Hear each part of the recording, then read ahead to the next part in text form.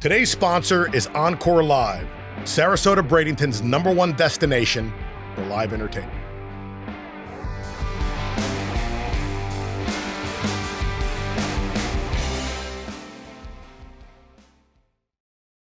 Sean O'Mara, welcome to the show, my man. Thank you, buddy. Hey, thanks for having me. Yeah, man. So I've been after you now for quite some time. You and I were talking in the green room that this show is almost 2 years old, man. And back in the early days, Yeah.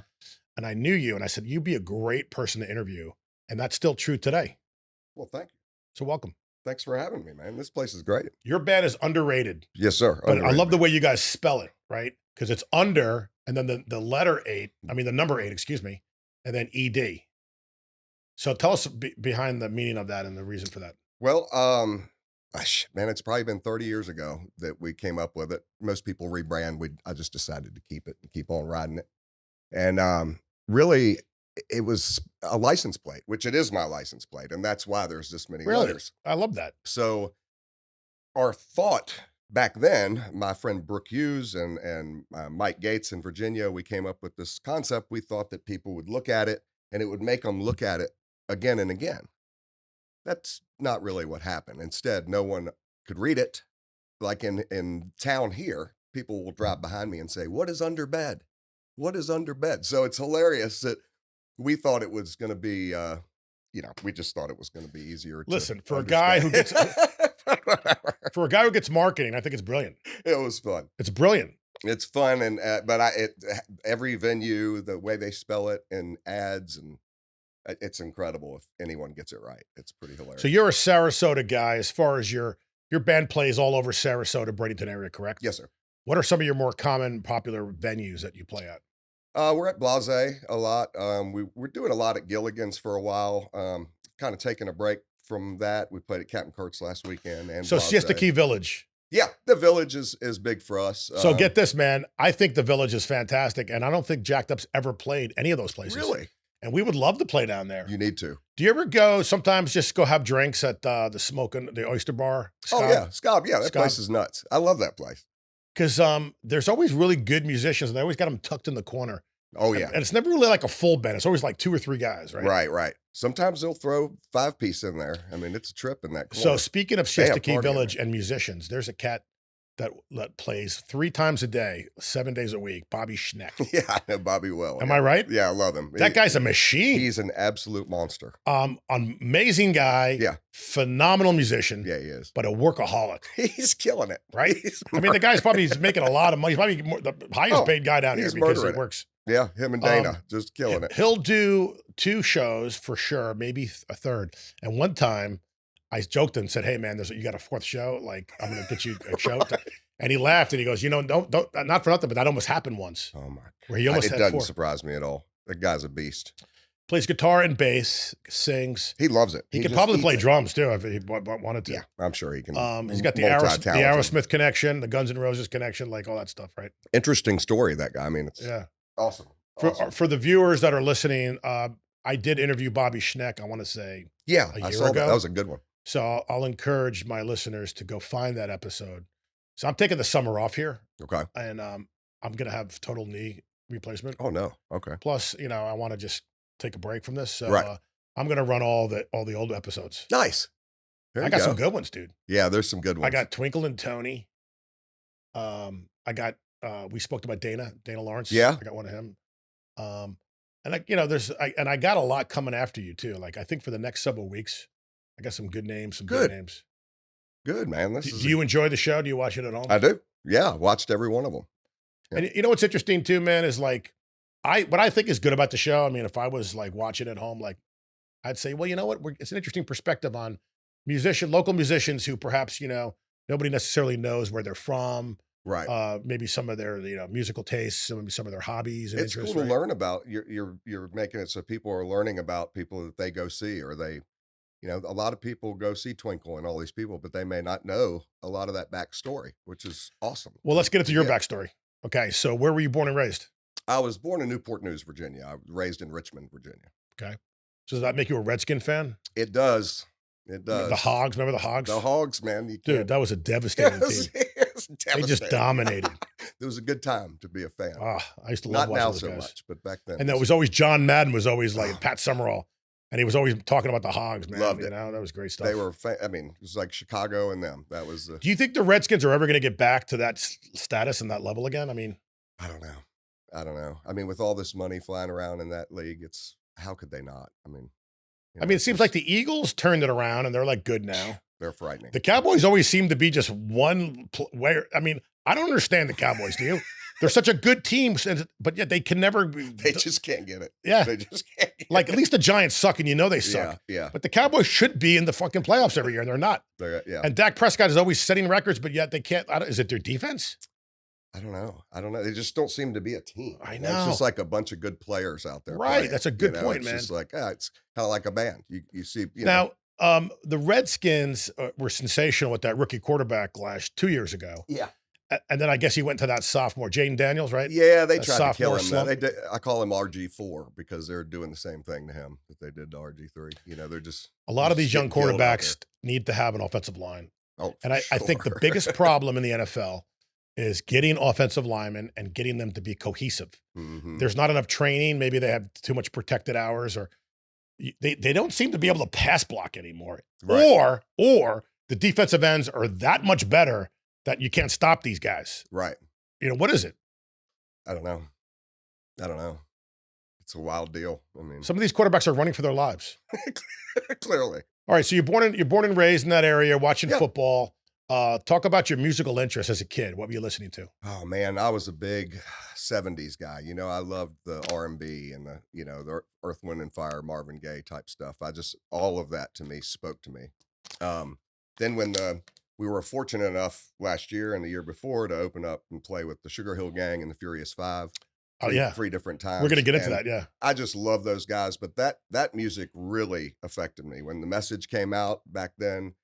I just remember it spoke to me more than any music I'd ever heard. now why do you suppose that is? Is that because the kind of artist that you were becoming? I was a you- city kid, so I was downtown. It's kind of it spoke to me because it was the life that we kind of had. I can't explain it other than that. It just really spoke to me and motivated me to want to do that. Right, You know? and that's very apparent in some of your music, your originals, your lyrics, which we're going to get into later. So that background is prevalent in your writing. I just love it. I just love that music. I'm not a big newer hip hop fan now. I can't seem to find anything that I really But like. were you digging on Kiss as a kid, like Zeppelin, all that shit, Nugent? I listened to some of it. Not really. Okay, Because of the surroundings I had. right. I was more worried about learning how to beatbox and sing an a cappella. Did you Those learn were- how to rap? so- I used to memorize. My name is Curtis Rock, and it came to be. I went to St. John's University. Here we like, go. like I used to and then that's how I got the name Dude, K we're Rock. gonna get you up one night. I got the name That's K it. Rock because Okay. I used to write down. I used to listen to the radio and write them down and study them, That's awesome. and nobody was doing that Yeah. because I thought it was brilliant. Like I thought rap was brilliant at the time, and I was listening to that old original stuff, Yeah, like it's Schoolie great. D Yeah. and the other Sugar. And Sugar who was the Hill other Gang guy? and Who was the guy? See, there's an argument that it came from Philly. No, it came from New York. Like there's two schools where this stuff originated from. Yeah. And there's the purists are like, no, Schoolie D was the first one doing this in Philly. That's Right? Yeah, there's an argument there Yeah. for sure. Yeah. But anyway, so I was rapping, and I used to call myself Curtis Rock instead Okay. of Curtis Rap, and then Curtis and then Blow, the- Curtis Blow was taken. right, so- and then K Rock kind of morphed into that, and Right. like we'd be doing basketball lineup, warm up layup things, and I'd be rapping, and before the games, and so K Rock started with like I was in the 6th grade, Oh my god. and then it that's stuck, great. dude. Really? And now I'm Cool. 60, and I go back home and people call me K Rock, they don't even know my real man, name. That's It's like, great. That is amazing. but yes, I have an appreciation for that. And when Eminem came out, I was blown away that a human being can do that. Yeah. Like, what were your first impressions of Eminem? Yeah. I mean, what are you gonna say? The dude was, he changed the game. I think that might have been for me. I don't want to say the end of it because there is some good stuff out there, I'm sure, but I just can't. I'm not able to find it. I do look for it. Do you still like Jay-Z? Because I'll put on some of his older stuff and I still dig on it. A lot of catchy stuff. Yeah. A lot of Like he was an catchy stuff. innovator. Wouldn't you say that he was an innovator? Without a doubt, man. He came when he hit the scene. I mean, he hit it hard, and people loved it. They felt that music, and do I love him? Not particularly, Is, but is he too much of a celebrity now? Like I went to the Grammys 2 years in a row because I was fortunate to know somebody at that level, and him and Beyonce were like hot and heavy at that time, and they actually were the last ones to walk in before the show started. Like they timed it, so all these celebrities are in there. We're in the Staples Center, and they're getting ready for the TV. So like they'll tell us over the PA, okay, when the lights go down, the TV is going to come up. So everybody, make sure you sit down and okay. be ready. So like they educate the audience to be ready for TV. So they perfectly timed it so that Jay Z and his wife Beyonce would come down the aisle together and go right to their front row seat, and then the show started. Like the king and the queen of the prom. Well, he's running everything now, and he runs the Super Bowl halftime and all that apparently. So yeah, I don't know. But I'm an older school guy. That was almost in a time of my life where I was almost too. I don't want to say too old for Jay Z, but I kind of was. I was more Big Daddy Kane, Eric gotcha. B. and Rakim, Dougie Fresh. Right. Those were my loves when I was growing up. And those rivalries too, like It was incredible. who killed Tupac and all that Right, crazy stuff. right. Like East Coast versus West It was Coast. wild. It was You a know, real beef there, and it was real. Like Sean Combs was involved with that, all who's of it. now in the news today. Right. When Jay Z did Picasso, that Picasso thing, he went into a room and they recorded him with a public room, and he was rapping on the fly based on what he's seen. Yeah. And to me, that's genius. Like that's so he's brilliant for being able to do that. Yeah. Am I right? Find the Yeah. and I you have mean, to be well read because you have to pull words out. So like for sure. you look at Jay Z, you might think the guy's an uneducated thug, right? Right. But yet he's a very Very bright smart man. dude. Yeah, very smart dude. Yeah, the freestyling aspect of it is what really drew me into it. I just absolutely love the challenge of not really knowing what I'm going to do It's an art and form. getting up there and going, you know what, having a great band behind me, supporting me. Like I go sit in with Karen Alley and them a lot, and we'll do a couple tunes that are just a blast, an old Bismarcky tune and stuff like that, that I just change it and make it up on the fly. And that type of stuff energizes me and it's fun. I like being in those It keeps your uncomfortable. brain sharp. Yeah. I mean, It's fun to be it's an uncomfortable art too. It's form, right? it's So being an artist there, and it can be uncomfortable, I guess, if you're for some people, right? I mean, because like it's no different than a comedian going up there in front of an audience and trying to lay out some new No, original you're right. jokes. Yeah, just throwing it out there, see if it sticks. Yeah, it's fun. So It's you're a fun. kid, you're driving around, you're listening to music, you're rapping, right? Were you starting to go to shows? Were you seeing live performances? Yeah, yeah, I did. I think my first show when I was really young was like Santana, I believe. And it just the enormous how big it was, I just loved. Was it like a stadium show or Yeah, like a yeah, because in Hampton, I believe. because they're how far were you from DC? It's 2 hours, So if that. there was a music scene because several of my guests Oh, are from the DC DC and area. Georgetown, man, it's So awesome up there. there was a music scene that was happening in that Washington D.C. Virginia area, For sure. right? A We lot had of a artists big came out of we there. had a big deal with Charlottesville, Virginia, and Richmond. And we had Dave Matthews come out of Charlottesville, and there were so many great, even hardcore bands that were great coming out of there. We were fortunate. I was in a band called the Headstone Circus that let me join the band. I bugged them enough where they let me into the band. Basically, Well, that's what I did. that And I could sing and I could do my thing, but I was just like, I'll do anything. I'll move a quit. I don't even care. And I went on the road with them, and it was that leads to my next it's awesome. question. What was your first band? The first real band I ever played in was a band called Schwill, and my friend Thomas and them. It was just a crazy What band. year are we talking? Man, I'm so bad on time. I don't know. 85, No, it's 90 something. 90? Yeah. There's a lot of stuff that happened, but those times were pretty blurred. Music changed, and then music changed. We could talk about what was the greatest era. Some people will Oh, say for sure. 70s, some will say 80s. But in the 90s, it really got to a point where music now is super portable, very accessible, Yeah, and that changed the game, right? it really did. We already got into discs, compact disc. So records already went away. We went to disc, but then we started getting into digital, and we Right. started getting into the whole Napster shit. Remember that? That was insane, right? What a crazy time. And for what? I mean, now you can just go get anything. But It's artists wild. like Metallica were like, they were furious. They're like, wait a minute, Yeah. you're taking away our livelihood by giving it out for And free. they saw what was about to happen. They knew this was going down. There's no stopping it. That's now what's cool is the albums are coming back.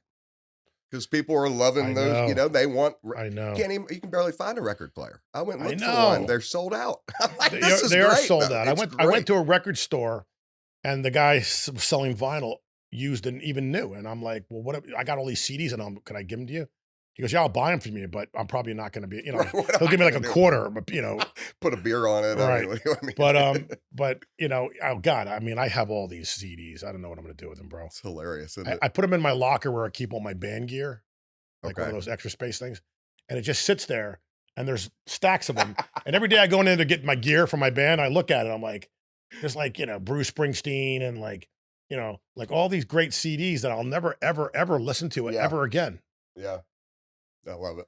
I love it. I've got in my storage. I've got some CDs. I was in there looking at it the other day, and it's like a Commodore's one, and it's just But the hilarious. It's like, vinyl is a different story because, yeah. thank God. Well, some people got their vinyl thrown out. Like my mother threw my vinyl out. It's a whole other story. I'm still like, Yeah, I can tell you're a little heated. she gave me 6 months to come get it because we were selling the house. Okay. I'm like, yeah, I'll come. So finally I got the nerve to go, I'm going to go get my records. Oh yeah, I got rid of those. I threw them out. No. She gave me 6 months. I was devastated. Oh, man. So now, not only would I have kept them now, but I could have sold some of them. Because remember in the old days, you buy those little sleeves so you can protect them. Yeah, for sure. And you put it like in a milk crate. Absolutely. And like, you don't make sure there's not too many in there so they don't get squished. Yeah. I mean, to think about the transition from, I mean, I had can't remember what it was. I think it was a Chevy Nova with an 8-track in it, and that, I love that thing. And I had an 8 off tracks. the wall 8-track. That's what 8 I tracks and were I just great. played it nonstop. That was the only thing I And had. sometimes the songs would continue on the next track if Yeah. it was a long song. Right. Like it would fade out and then it would click and then it would fade back in. Yeah, yeah. Like I remember like Stairway to Heaven was like that or some shit on Zeppelin. That's great. Yeah, because we went from 8 tracks to cassettes and then to the discs. Hmm. And now records are making a return. I love it. I love the return of it. I mean, I'm seeing a lot of people that are literally putting out albums, and I think that's Somebody just handed so me a cool. record the other day. Who was it? Somebody like wants to come on the show.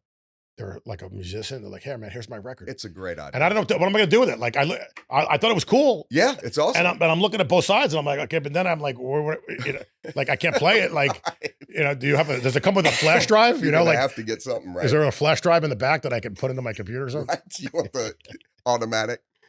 Yeah, man. All right, That's so wild. talk about your musicianship as far as like, were you singing, playing piano? Like, what were you doing in those old days? The old days, man, I sang a lot of backup. I love singing backup. I'd recruit other people to sing with me. I had a friend, Julia, this girl we met, and her and I were able to just really make the show great with the band that we had. And so I love doing that. And then I'd rap on certain tunes. People would be like, "What is going on?" So it was really fun, really fun. I just always love playing music. It's something that was in me. Taking this little time off that I have, I realized that I can get really snooty if I don't play. And if I go 4 or 5 days without playing, I'm like, my wife will be like, "What is wrong with you?" Well, I mean, that's what's wrong with me. let's- It's a let- release. It's let's think about that. Like it's a just like you said, It's therapeutic, man. It's very therapeutic. You are a true artist and you need to express yourself, right? Yeah. And you need to have an audience. Now, there's two schools of thought. It's either you're trying to get validation from people that makes you feel good, or you don't care about that and you're just all about, just let it rip. Yeah. And if you yeah. love it, you don't love it. If you don't, who gives a shit? Like there's two mentalities of that world, right? I agree. I think I have a mixture of those. Like I do care a lot, but at the same time, that's why a lot of our set is original, because I just can't I can't stray from that, because that's what I love to do. Right. And I love my acoustic duo. We play all covers. Basically we've got a few originals that we've written, and I love that. We have a ball doing that. When you're doing a seafood festival and you're doing a 90-minute set, what percentage of those songs are covers versus originals? Probably 65% original. Okay. But I really try to play it. You have to read the crowd too. I mean, Punta Gorda is a great example. I think you guys are always there, right? Englewood. Yeah, we've been there. Yeah, I don't think we're there this year. We've got where was the last one you did? What Bonita Springs. Okay, so how did the crowd there react? Great. It was awesome. absolutely great. It was 12:30 to 2, I think, on a Saturday, I Yeah. believe it was. That's the best time slot, I dude. like that time We slot. like that slot too. Yeah. I always tell Bill, give us that because we can show it. We can get there early. We could take our time setting up. Yeah, it's We could do cool. a proper sound check. Yeah. And then we get to either hang out or go home and go do something else. Now, Friday the 13th, you're playing Saturday, this coming So Saturday. we're going to do, yeah, thanks for mentioning 12:30 that. to 2, right? So we're 12:30 to 2 on this Saturday, And which we're will be March 14th. Friday the 13th, we're 4:30 to 6. Okay. So it's us, Twinkle, and then 22N. Oof, that's a So powerful lineup. that's going to be a nice little lineup. That's a powerful Yeah, lineup. it's a good Do Friday you, night. will you make it a point to stick around and catch those guys? 100%, I'll be there the whole Yeah. time. Yeah, 100%. Because we stuck around for Twinkle's set recently. I guess it was out of Inglewood. She's a blast. And I love that girl. she's great. Oh, dude. she's so fun. She's a living legend. She's so fun. She really She's is. such a sweetheart. If you take a look at her career, if you take a look at her and you listen to incredible. her voice is so unique. But it's not just me saying that. Like legitimate musicians, Yeah. even Steven Tyler went on record saying that. Yeah. He dug her. It's a it was different an ballgame. original kind of sound that like you don't really hear. Yeah, she's got, her tone is excellent. And Always has been. 22N truly is the ultimate party band. Like they know how to Get it done, man. right dance floor, They keep get it done. going. Yeah. Great marketing. Yeah. You know who's a great marketer, dude? Is Renee from Gas House Gorillas. I don't know if you know that. Yeah, band. they're great, man. Dude, what a fun band. She brings the party, and they bring a lot of people. Man. They're a lot of fun. I You saw know- them. I think I went by Stottlemeyer's and saw them, and they're really good. Their musicianship is amazing. Yeah, they're fun. Frankie was here, guitar player, one of the best guitar players around here, dude. Yeah. Joey Fingers, my buddy on bass. He's a hoot. They got a drummer who can sing really well, which is rare. That's fun. Right, and then Yeah. Renee. So, but so we're just basically talking about bands that are just lighting it up. Dr. Dave has a huge following. Yeah, they do.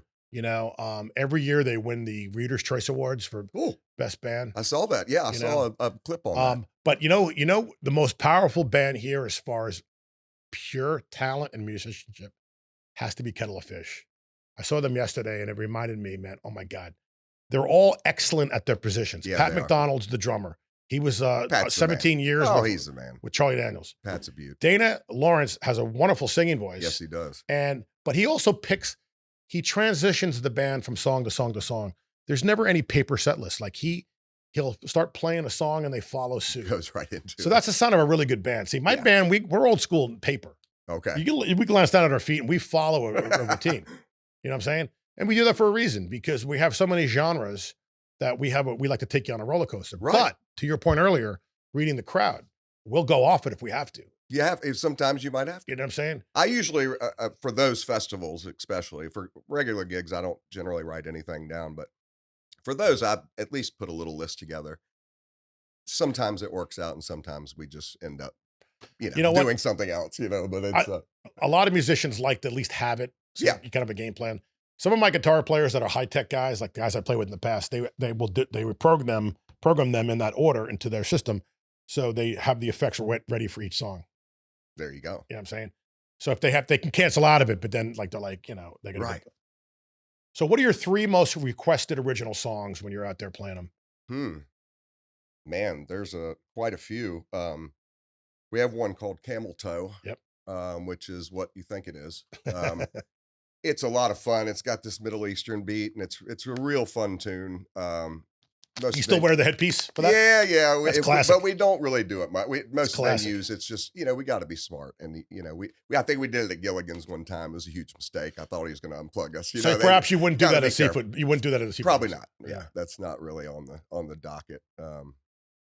A song called Siesta that Brian Page, my bass player, wrote.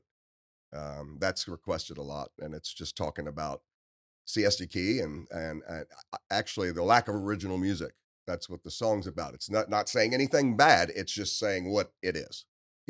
Nothing negative. It's just, and it's a fun song. It's a beachy, fun rock and roll tune. And then All Night Long is probably the other one. So those are the 3. So, I would think maybe Out of Rehab is another one. And what are some of your favorite covers to do? You personally? Man, I love them all. I really do. My favorite one probably right now, I just love that Take Me to the River tune by Al Green. Yeah. And it was redone by the Talking Heads. They did a good job with it. I just love that tune. I don't know what it is. Something it speaks to me. It's just a blast, and then we throw in, we do some medleys, we've got one, Mark Spagone, my guitar player. He's great at putting this stuff together. He's just a genius guy. And, they're all like that. But, Welcome to the Jungle Boogie is the name of this one, and it's probably got 5 or 6 songs in it, and it's just a blast. Don't you, did you, one time I saw you and you were doing like jingles or you were doing like TV commercials or No something? doubt. If we take a break at a regular show, we come back and we'll play "Welcome Back," like "Welcome Back, Carter." Nothing dates you like "Welcome Back, Yeah. Carter." No, welcome back. It's a great, Right. that's It's a awesome. great way to bring everybody. That's a back. great song. And then Who we wrote used that to- song? Oh man, I can't remember. I used to know the guy's name. Because, Yeah, I did too when we learned it. they flash it on the screen, But yeah, we used to do that, and then we go into a Jefferson's theme and all kinds of stuff. It was just a blast. it's brilliant, dude. It was fun. Are you still doing that? We do some of it. That's brilliant. It's I think that separates you. I want to talk about something you just mentioned. There's not a lot of original music here, and there's a reason for it. Two reasons. for sure. Here's what I It think. makes complete sense. Number one, the reason why cover bands do really well down here and they're in demand is because of the audience. Men and women that are coming here from the Midwest or maybe from overseas, they want to hear songs that they're familiar with. People They can like dance to it. sing Right. with you because they know the song. Now, That's Tampa, facts. when you I go to agree. Tampa, you'll see more original bars and Right. more original venues because it's a real proper city. Mhm. It's not with a bunch of sophisticated people that, Right. oh, I want to hear, could you play Barry Manilow? Or can you, Such a transient like, area. you get these requests. We get them all over the place. People, everything they want to hear from ABBA to like ZZ Top, right. A to Z. But then the other part about Sarasota is that all the original venues kind of went away here. Like, wasn't Kelly's doing original music for a while?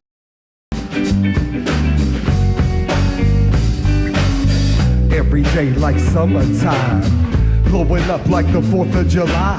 See us at the beach, sun standing in line, bikinis, bumps and bruised, and I'm feeling fine. Imagine every day feeling like vacation. Imagine no clocks, no time, no waiting. Imagine nobody tells you what to do. Imagine everybody runs with the same crew. Do you remember what time we smoked that grill? You remember all the nights we filled with thrills.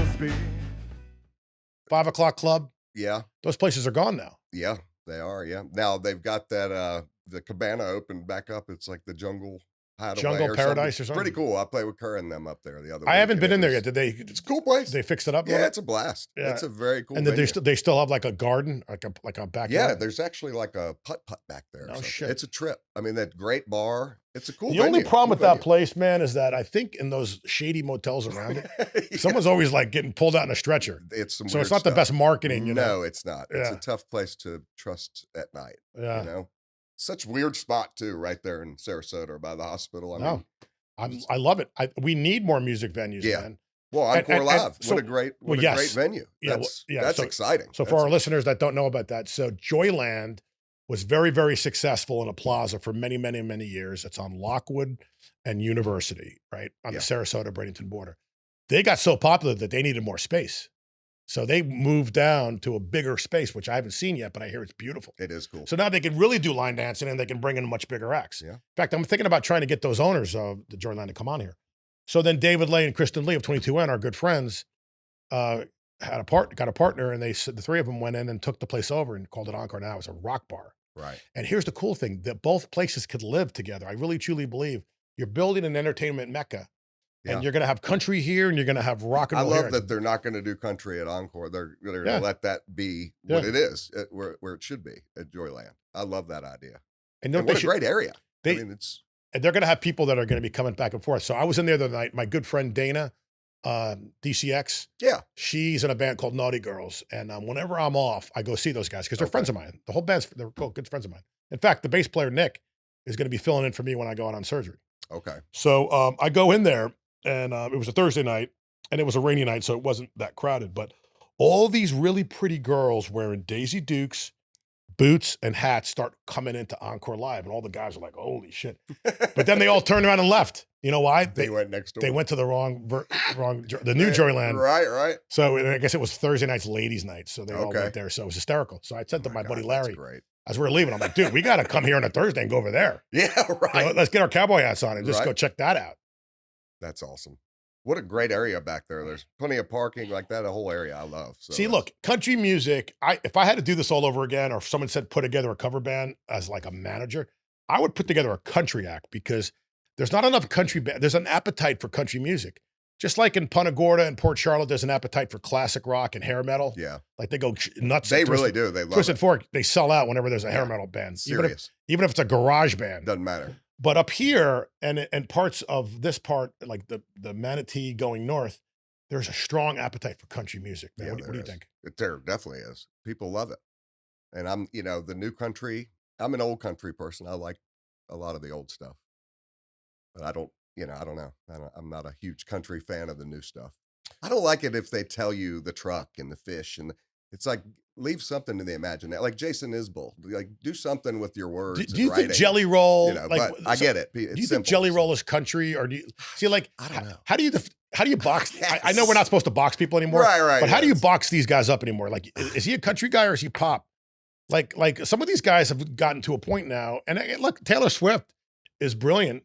Would you say she's country? I would say maybe she has some country music, but I would consider her a pop star. Yeah, I'd say pop. And I think that when somebody comes in that's country, maybe Garth Brooks might have been the last guy that was country that became pop, but still you knew him as a country guy. Right. That's where because then it all got blurry now. Right. Like Shania Twain's a great example.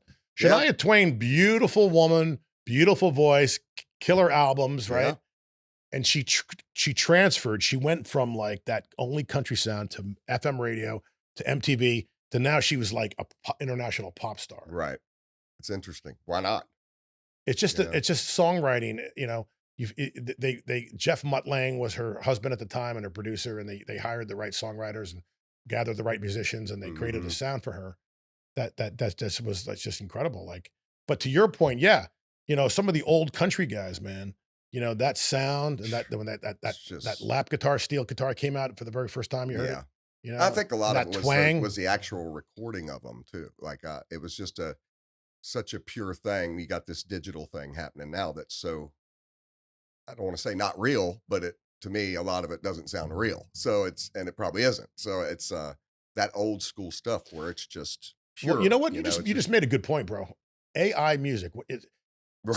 Somebody played a song for me recently, and it was 100% AI. Right. The voice, the guitars, the lyrics, everything. The whole thing. And I'm like, wow, this is a really good song.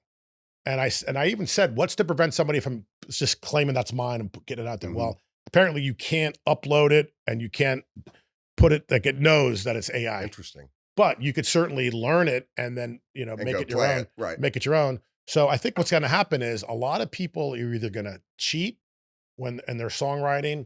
Maybe they're going to, instead of having original lyrics, they're going to say, hey, AI, ChatGPT, write me lyrics for this. Right. I think you're right. And I think that's bad. I know it's the future and I know it's technology, but I wouldn't feel like right. If I was to put something forward with my name on it that I didn't 100% create, right.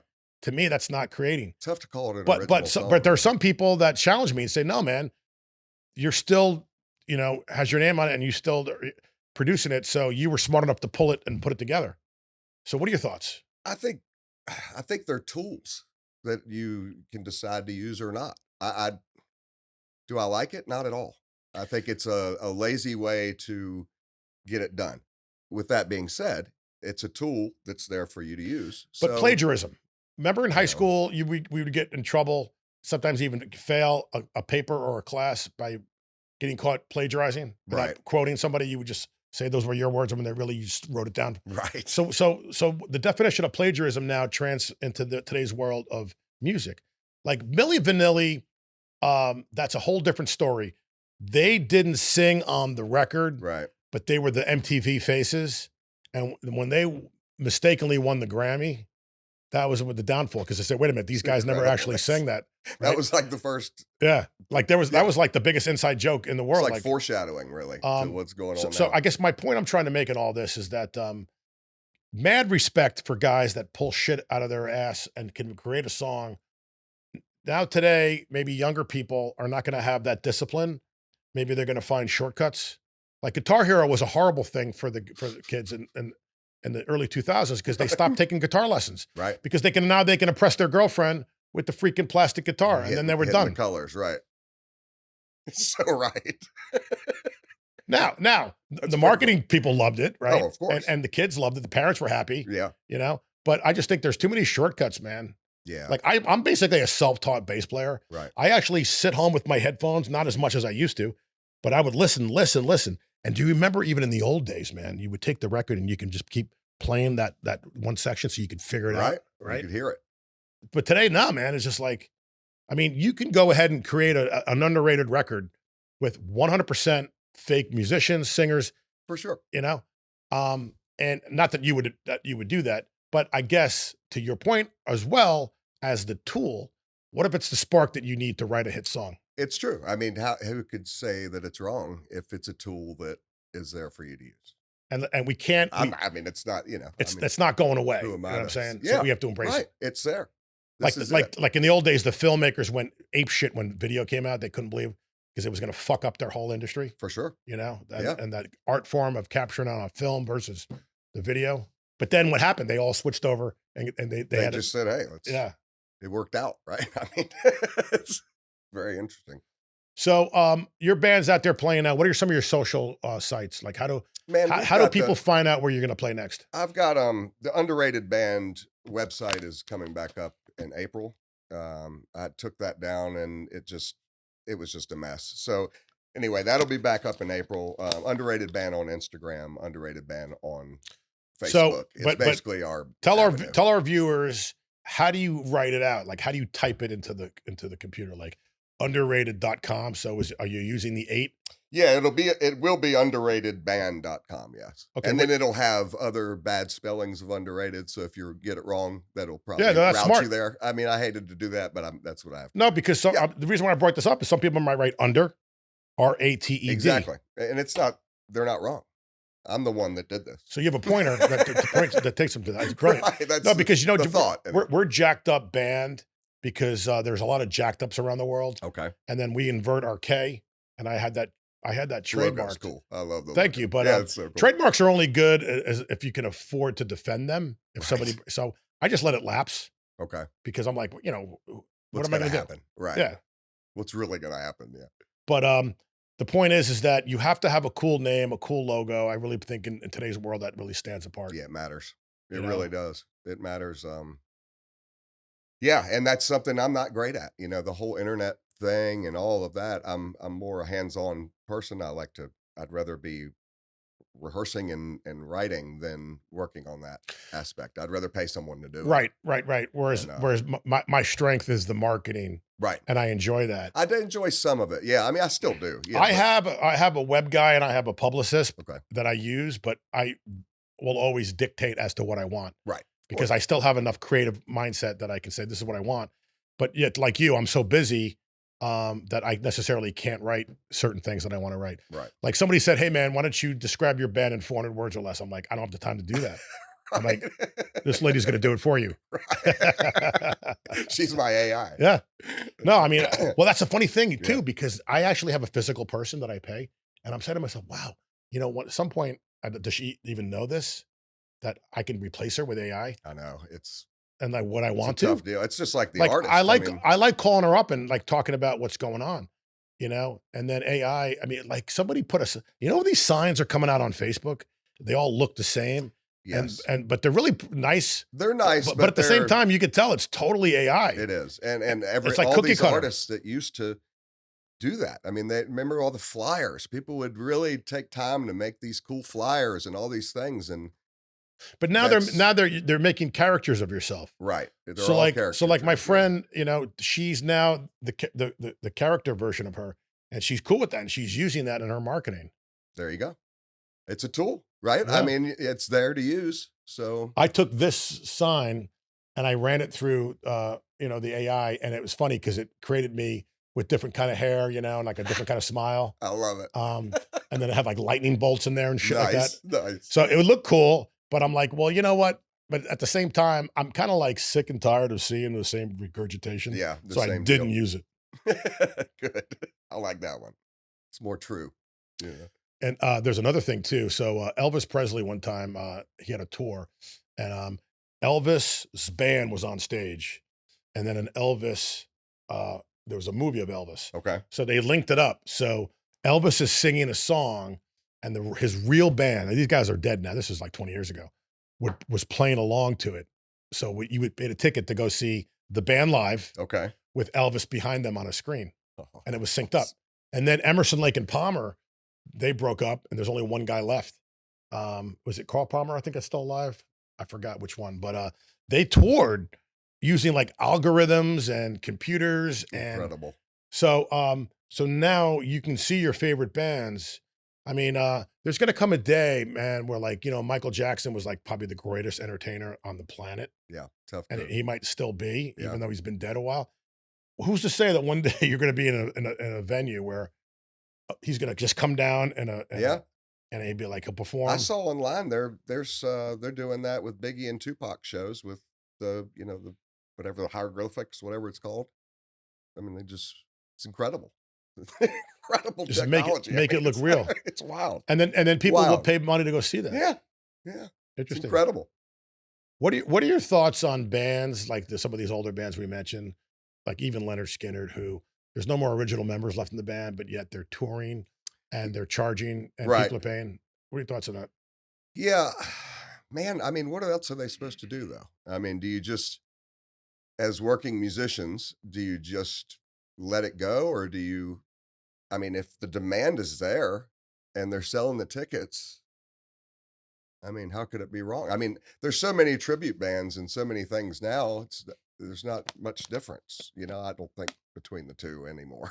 Because, like you said, but how do you not go tour and not just make the money, but they love the music, they love to play, I imagine. So I agree with you. you know, So Leonard Skinner is an American icon. for They're an sure, institution. They could do whatever the hell they want. right, If Kiss wants to get back together, so be it. right, If there's a demand, like you said, and people want it, if people want to pay $1,000 to go right, see a band, great. As long because those songs are songs like Sweet Home Alabama and Freebird. I may be sick of it, you may be sick of it, but guess what? There's some little kid getting off on it for the very first time, yeah, and they're not going to be right? able to play a show without playing them. I mean, they're playing the But here's songs, here's right? where I draw the line.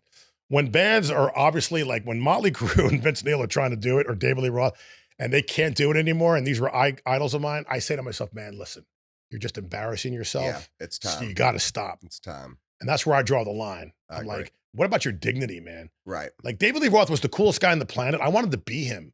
And now I look at him and I laugh. I'm like, the Isn't guy's a that joke of strange? him. Yeah. He's a cartoon character. And I don't want to go out like that myself. No, no, I'm with you on that. So I draw the line there. But you know what? There's guys our age and older, right? This generation that's coming up here, like we were talking about it in the green room. A lot of our fans here are in their 60s, 70s, and even 80s, Right. right? And I see them out all the time. I mean, even when I'm in Publix, people will come up to me, hey, when are you playing again? They're good people. Yeah, they are. Most of them are And they love retired music. and they love the music.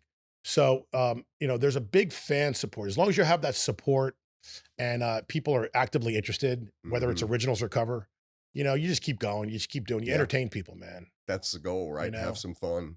What Yeah, I is the, love the brothership of it all too. I just love my band. tell us about your bandmates. Walk us through each Oh, bandmate. you got Major Michael Finley. He's a director of music and drum teacher at Sarasota Military Academy, high school and middle. So he's a beautiful drummer. He's just I can't say enough about him. If you see him with us, he'll just have the biggest smile on his face playing. I mean, he just loves it. And then you got Brian Page on the bass. He's LA boy, lived here, born in Sarasota, but he lived out in LA too. Old Navy guy. He's just a beautiful dude, and he's so much fun to How long have play. you two been together? You and him? Oh man, for a while, for 20 years? Yeah, well, 15 at least, yeah. And then Mark Spagone, who did everything from. He used to play with Big Daddy Kane and Biz Markie. He worked with Cold Chillin' Records back in the day, and then he was with Brian Lee, the blues guy that passed away a couple years ago, blind guy. How'd you He find was- these cats, man? I found Mark Spagone, I think through just going to see him play, and just started talking. That's it. And Brian Lee, he was in the band with them. They were touring around, and he unfortunately passed. And it just was the opportunity for us to get together and have some fun, and create music, just create stuff. And we loved our funnest thing to do is get together and rehearse. I just love it. Now- Getting in the room and just Tell us about the procedure. So you have a scheduled band rehearsal. Are you bringing original concepts and ideas to the band? absolutely. Or do you have the song pretty much already done and then you say to the guys, It depends. Yeah, both. But we all come in there. We have a plan generally, but it usually goes off track. and we end up writing something else. Who knows? Who knows what it is? But like this week, we'll get together for a little while. We're really focusing on tidying up exactly the show we're going to put on Friday night. We want it to be tight and right, which Right. which it will be. We just do it because we have so much fun doing it. I mean, it's Yeah. easy to get them to rehearse because everyone has a ball. The one thing about rehearsal, and this as a musician, right, is that everybody has to do their homework and everybody has to show up prepared. Yeah, And then it makes for an enjoyable rehearsal. it does. When somebody shows up and they have no clue what we're doing and what we're working on, they never Right. listen to the track. You're like, oh fuck, right? Here we go. So my band did something. We recorded our first original, and it was Cool. written by Sarah Santiago, our lead Okay, singer, yeah. and she had already done it in a studio. But this is the first time Jacked Up now is performing it. So we went to bass sound, and we did so many takes where you just get sick of it, right? 'Cause, Right. playing the same thing. And it's always funny because like I'll play it 3 times in a row perfectly, and then that 4th track I like fuck it up, and then I'm like, well, course. right? And then but then the guitarist pissed because the 4th track was his best, and he's like, so now they could take bits and pieces. So now they can do that Now now. you can patch it, Right, and right. make it Because work. Right. it's not a true live recording in that it had to go from A to Z. We were able to, whatever. So, but the point is that it's a discipline, man. Like you got to go in there and everybody has to bring their A game, right? Yeah. Because you're paying for studio time. For sure. And time is money. So like, all right, boom, boom, boom, right? Next thing you know, 2 hours went by real fast. Yeah, it does. And it was just one song. Yeah, we're about to begin recording Frankie Lombardi, a good friend of mine, and he plays Drummer. plays drums with I us hear, as you know well. what? I don't know that cat. He played with Dickie a long hear he's time. really good. Great Southern. He's a phenomenal drummer, phenomenal person, great guitar player. He's a good songwriter. The guy's just such a joy to be around. But anyway, we're starting to record with him soon, in the next couple weeks. So that's going when to you be say really record with him, exciting. he has got his own studio? Yeah, he's got his own place out in Mayaca. We're gonna do it out there. It's a real zen property. It's gonna be a fun place to create as well as. Is there one particular song you really want to get laid down? You want to? No, Or are you just gonna do an I've album? got 24 that I want to lay down. Okay. Minus and plus whatever ones we end up writing in the process. But yeah, I've got 24 of them right now. I want to get in there, get done. How much original music would you say that you've written so far in your life if you had to put a number against it? It's been a lot. We're talking hundreds? Yeah, probably 100 songs. I mean, a lot of them just kind of disappeared, fell off. And that happens when you're writing. It's kind of like playing gigs, and you're not always playing the same show. So some songs just may trail off, and you don't play them as often. Stuff like that. But I just love the creative side of it.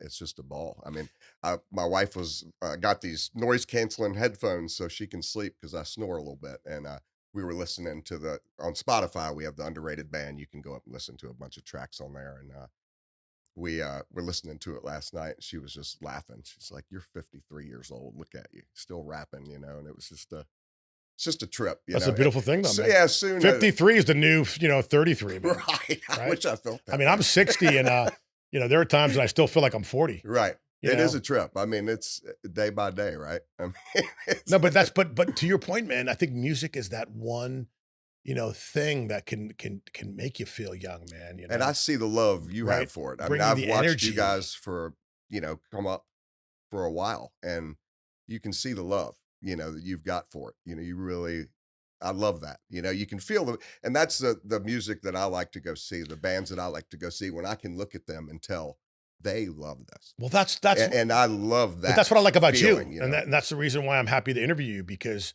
ever since I've known you, you're a dynamic personality and a great performer. Thank And you put your heart and soul into it. Yes, sir. So I never forget the first time I saw you was at the 5 o'clock club. And that's a long time ago. And Back in the day, and, yeah. and you were blowing me away with those originals and some of those funnies. You're like you do comedy. You're It's- you're well, it's a basically show. you're a comedian. You got to have some at the fun. same time. Am I right? You want people to feel comfortable. It's already uncomfortable, or can be uncomfortable, because you're playing originals. You're pushing something on people that they may not want to hear. They want to hear something else that they can sing. Luckily for us, it's become where a lot of people who come to the shows are asking for these songs. So that I think that's Becoming- part of it. It's like, as long as your audience knows, like that's why I was curious about the festivals, because I'm saying to myself, some of these uneducated people that not necessarily appreciate original art, yeah, Well, especially on the hip hop They may side. not get it. They may be sitting there like, so when are you going to play James I like to Brown? say it. People they have question marks over their heads a lot of times. But to the earlier point about original bars and original, venues, those are the people. Like in Atlanta, there's a couple places in Atlanta where it's only original, right? And people travel from all over the world to go see certain acts. Mm-hmm. Was it the Attic or something? It's called. Oh yeah, for sure, legendary. So yeah, man. So like down here, I think we have to kind of educate people a little bit. Like when we do Sarah's song, what I'll say to the audience, hey, everybody, we're going to do one of Sarah's original songs. Would you like to hear that? And everyone's like, yeah. Yeah. So we kind of set them up for it. Yeah. And then we do it. But now we're at a point where we'll play it as part of our set. And then we may say at the end, that was Sarah's original, or we may just keep going because I feel like we've already like built it up so much. Like, look at us. We got an original. That's cool, hey, and credit to her. Cause it's, she wrote, that's her baby. And she's got a lot of originals. We just picked the one that's awesome. So the point she's a sweetheart. She's a sweetheart. She's a great singer. Great singer. We just celebrated 1 year anniversary with her. Oh, cool. Yeah. Okay. And we're happy to have her. The only problem with Sarah is that she's pulled in so many directions. Yeah. Because she's so well perceived and well liked that we'll be like, hey, Sarah, I'm going to book a show next Saturday. Oh, I'm playing this country club and they're giving me a shit ton of money because because her stuff's easy listening. And like a lot of really rich hoity-toity people on like Longboat Key. They're loving it. They eat it up. Cheryl she comes on, she puts on a dress. She gets her stuff, she has like a little, track system going and she'll sing and they'll just give her a shit ton of money. And she's like, how do you say no to that? Right. You know what I'm saying? Right. I mean, I'm only going to give her, 1/5 of what we get as a band. It's true. Yeah. So she's not doing jacked up for the money. She can make a lot of money. Like New Year's Eve, they pay her a shit ton of money. Mm-hmm. But there's something about being in a band. Like we all want money, Yeah. But there are times when you don't even think about money. The vibe is so strong. Sure. The chemistry is so strong. Watching people get off in the audience, man, that to me is worth the price of admission. It's a great feeling. I mean, this past week at Blase, that happened. And that's kind of our job, right? When we're playing the venues, you kind of pay attention when, because a lot of the venues, they're eating and drinking and whatever is going on. And it's kind of our job to pay attention to like, hey, 10 people just paid their tab. So maybe we should take a break and let that next flow, because that's how it works a lot in Siesta Key or wherever it is, it's busy. So we try to do that. And that happened last week and it just turned into an absolute dance party. It was hilarious, but you got to watch it because if you go, you don't want to take too long of a break and it's, that's very smart of you. If I wasn't, because a lot of people don't think like that. You have to watch what's going on. Do you get frustrated like me as the band leader, whereas like my guys walk away, and then I got to text them. I go, dude, we're going on in 2 minutes. Yeah, like you're in your car, doing whatever you're doing. I'm it's like, pretty funny. Get back to the stage. Yeah, like herding cats. Yeah, my guys are pretty good about it. But yes, I tell my guys go take a pee. Yeah, go get a drink, go mingle, but be near the damn stage. Right. Don't just wander off. So it's a constant battle of just like, I don't want to take more than 15 minutes break. Right. Sometimes my singer's like, no, I need more, and she does the heavy lifting. I get it. I want to say this, man, it's all about the venue making money. So the people that are paying us, right? And again, this is a maturity of a musician and a band leader. You start thinking about, wait a minute, this guy's paying me to sell drinks and sell food. And based on how good I am is going to determine how much money this guy makes and vice versa.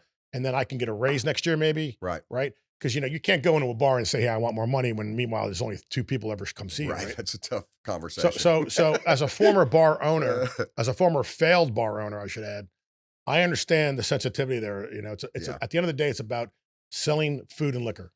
Yeah. And the other side, I feel blessed to even have the opportunity most of the times. I mean, I really do. There's so many bands. There's so many other, they're everywhere, so to just have some shows and having a venue believe in you enough to pay you, it's, that's a big deal. So like to your point, there are times when I'm driving home from a gig and I'm exhausted because me and Larry do a lot of the heavy lifting as well. Like we're also like the roadies of the band. Right. But I'm driving home now and I got the AC on and, maybe I'm drinking something cold and I said, it's all worth it, man. Yeah. You know what I'm saying? It is. Like, I still dig it. I still dig it to a point where like, I can't see myself doing anything else. I love the, I don't get nervous, but I get super excited, just like, let's go. I just, especially the festivals. I mean, I love I'm hopefully going to be doing a bunch on the East Coast as well coming up during the summer. And I just, those are the most fun when you can go out and play for an hour and a half and just pour your best, everything that you feel. Yeah, And man. The I crowds love it. that feel, of The festival crowds are fantastic, Yeah, especially the people in Punta Gorda. For some reason, I always say that. The Punta rock Gorda, and rolling. he always has us there twice Yeah. because he knows that we do well there, and the fans love Jacked Up Yeah. there. It's weird. We just have a connection in Punta Gorda. Nothing against Inglewood No. or these other places like Coquina Beach was one of the most beautiful places I ever gorgeous played. venue. Yeah. But the Punta Gorda people just really appreciate us Mm-hmm. to a point where, when you get normal, you get to three types of applause. Excuse me, I'm stuttering. There's a friendly, polite applause. Right. Then there's like, okay, but then there's the roar. The real. Yeah. We're getting the roar when we play there. Like we finish a That's- song and there's a roar. That's awesome. See, Right? that's. But other venues, we don't necessarily get that. Mm-hmm. And it's the same fucking song. Yeah. It's played the same way. Well, and the venues, people, most of the places that we're playing, we're loud, but we're not over loud. So you can still have a conversation and do your thing at your table. So it's not as an engaging show. You know what I mean? Like Menu venues, man. Right. It's We've gotten yelled at in many, many venues in the past, not so much anymore, that we were too loud, especially the first set where they're trying to order. right. Both the customer and the server need to communicate, Right. and they need to make that transaction, and the music can't be blasting. Mm-hmm. So we're smart enough now to scale it back. Yeah, you got to play the room, right? I mean, you just have to see what's going on and try to make it good for everybody. But tell that to my guitar player, because here's the deal: every guitarist, and I get it, Yeah. they like to be loud. They Sure. like to hear themselves, right? Yeah, absolutely. You know what I'm saying? It's part of being that alpha, look at me, motherfucker, Yeah. Jimi Hendrix mentality, like I'm the fucking man. So I'm like, dude, can you turn it down Just a little bit, But every guitar player I've ever Well, played now we're with, all deaf too. That's the other thing. it's every guitar player always has that little kid in them, Yeah. for Especially sure. like when they buy new gear, they're like, Oh yeah. And meanwhile, the amp's too big. I'm like, dude, just plug into the fucking board and just come out to your monitor. Come on, Christ already. And my bass, there are times in my bass, outside I'm fine. Yeah. But when I'm indoors, I have to like recalibrate because my amp can get loud and there's walls. Like, you Mhm. ever play the Gator Club? Yeah. That's a hard sounding room, dude, because like if there's no bodies in there, the sound just really it's a strange. vibrates and there's a wall right in front of you.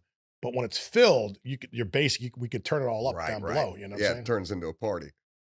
Yeah, that's cool. Cool place. So as we get ready to wrap up the show, any final thoughts, man? Any shout outs you want to give? Any advice you want to give? Man, want to talk about the future, what the future looks I like? just appreciate all the love and support playing. I just the Paragon festivals have been awesome to us and letting us do our thing. Shout out to Bill Kenny. No doubt. And Bill the Kenny, Dobbs, yeah, David and Kathy David's Dobbs. incredible people.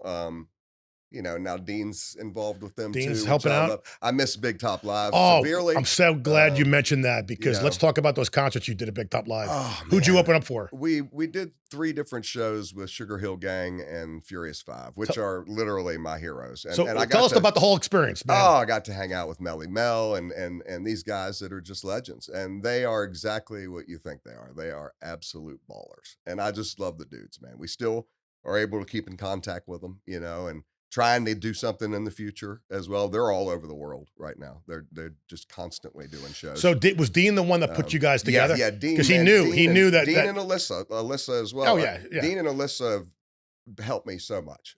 Even going back to Stottlemyre's and beyond that, they've huge supporters of something that like we're a big venue like Big Top Live was. If you hire us on a Friday night, we might bring 100 people or 100. We have to bring everyone, we don't have that huge following like that. And if we played more covers, maybe we would. But it's just they have really helped us out. Okay, Really so helped us out. you go in there, They've been you do great. your set. Oh, Was it an awesome. hour? Yeah. Okay. And then you come off stage. Did you have access to the guys? Oh, 100%. So Yeah, you hung they out were with them. awesome. Yeah. And then you got to watch their set. And I got to introduce them, bring them out on the stage and the whole thing. It was just Now, while you're actually performing and you know that they're behind you watching you, what was going through your head? just how much ass I have to kick up here. I have to act like I've been here before, which I had. And Yeah, you can't be a fanboy anymore. No, right? and it was awesome, man. And you know, hanging out in the parking lot late night with those guys. I mean, it was, I can't even make it up, man. It was, they had this one guy that was on the road with them who wrote for Whitney Houston, and his name was Bobby. Beautiful guy. He one night he's just standing in the thing. He pulls out a guitar and he just starts singing "Ramblin' Man."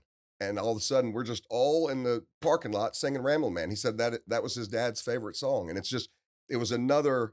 It gives me chills talking about it because of how music is so awesome, how it can bring people together like that. Like it was the last people that I would think would be singing "Ramblin' Man" acoustically in a parking lot.